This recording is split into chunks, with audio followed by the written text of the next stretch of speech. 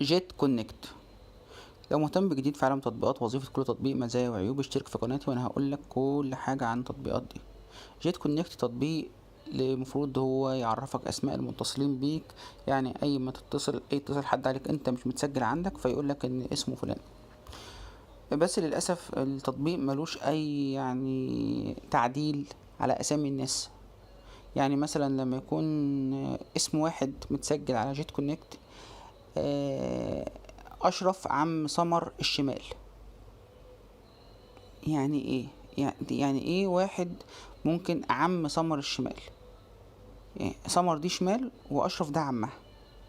لما واحد يبقى بيتصل عليك وانت تيجي تشوف الاسم ده اشرف عم سمر الشمال، وتبقى انت عارف اشرف ده ان هو راجل ملتزم دينيا ومحترم جدا جدا جدا، ازاي يعني تبصله ازاي وتتضايق عليه ازاي ان كل الناس اللي اشرف ده بيتصل عليهم هو مش عارف الناس مسمياه ازاي كده؟ وازاي يعني تطبيق زي كده تلاقي فيه كلام مكتوب غلط املائيا، او مكتوب عيب؟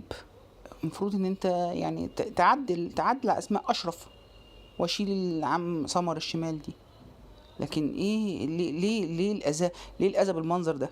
ليه واحد يبقى اسمه بالمنظر ده لمجرد ان هو ما سجلش برقم موبايله على التطبيق فيفضل اسمه وصمة عار كبيرة عشان تطبيق زي كده مسميه بياخد الاسماء من تليفون اي حد بيسجل فيه بدون ما يرجع ولا يعمل تعديل عليها ولا يعمل اي حاجة؟